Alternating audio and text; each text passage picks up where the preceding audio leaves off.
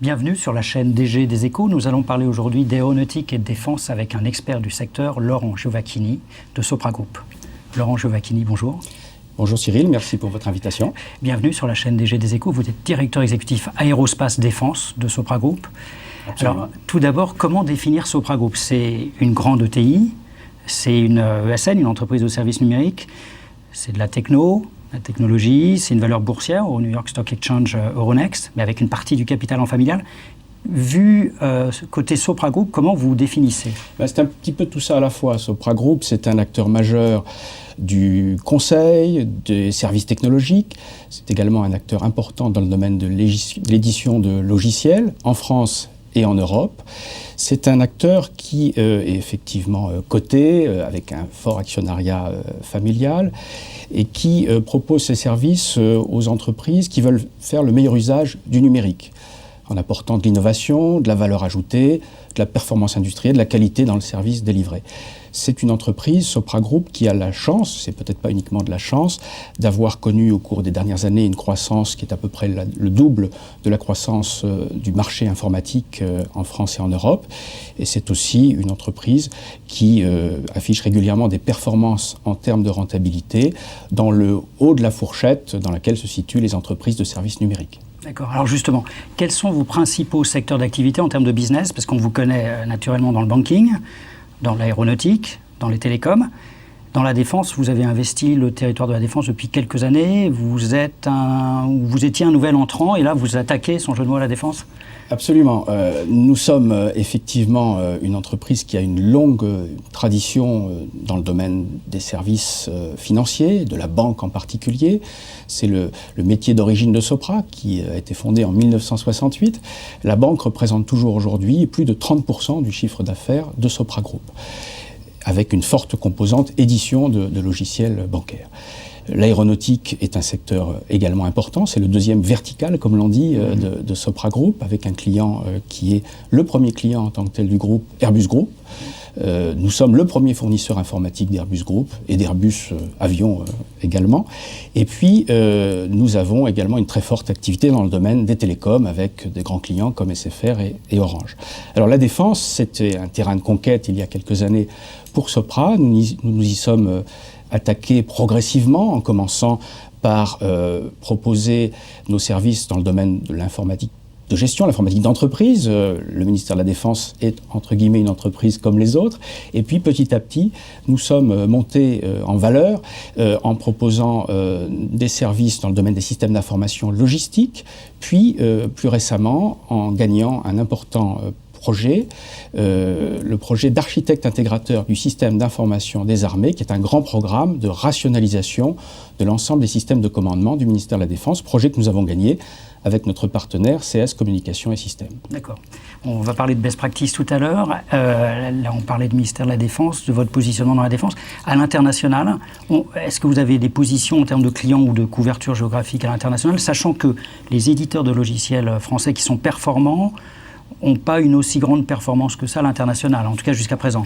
Alors, vous avez raison. L'international, en général, pour Sopra, ça représente 6 000 personnes sur les 16 000 collaborateurs du groupe, 10 000 en France, 6 000 dans le reste de l'Europe. Donc ça commence à être important, avec des positions qui commencent à compter en Espagne, en Italie, en Allemagne, au Royaume-Uni.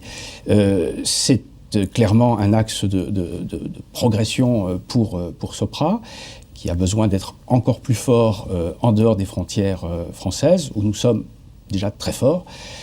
Pour ce qui est de l'édition, notamment de l'édition de logiciels, pour la banque, nous avons adopté une politique de croissance externe très volontariste. Et vous avez raison, pour bâtir un éditeur de logiciels européen, il a fallu acquérir des entreprises en Grande-Bretagne, en Belgique, en France aussi, en Allemagne, pour construire, au travers de notre filiale Sopra Banking Software, cet éditeur européen qui n'est pas effectivement si courant dans le paysage par rapport au marché. Voilà. D'accord. Et quels sont les principaux domaines d'expertise métiers et ou secteurs de Sopra Group?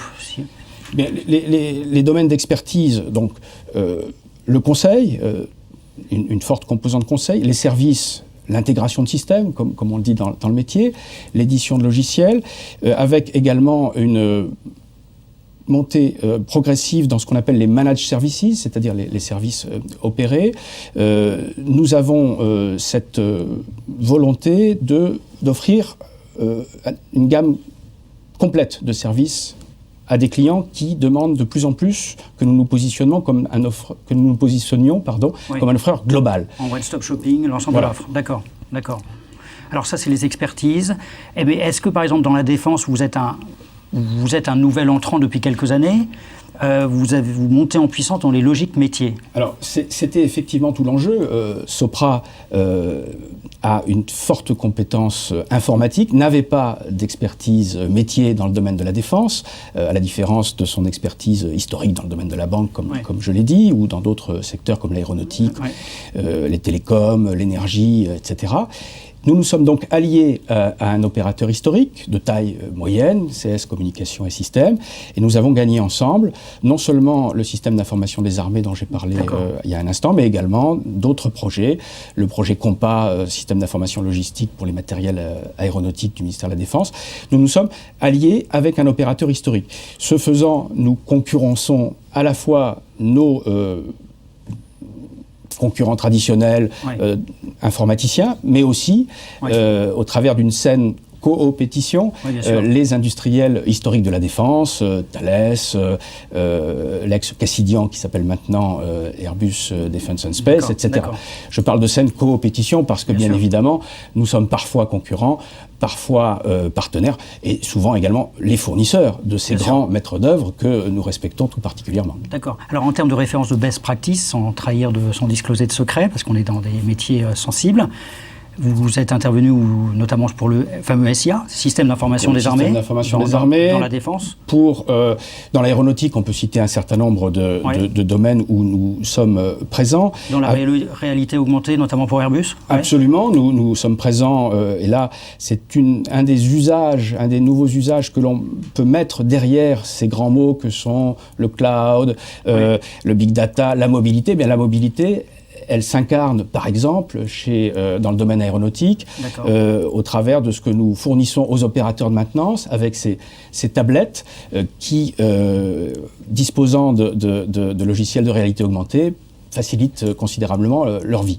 Et activité de maintenance. Leur activité de maintenance. D'accord. Oui, leur vie professionnelle. Je l'avais entendu comme ça. Et nous sommes partis, si vous voulez, dans le domaine aéronautique, comme toujours, de l'informatique de gestion, l'informatique d'entreprise. Nous avons par exemple accompagné Safran dans la mise en place de leur portail Internet pour plus de 50 000 collaborateurs.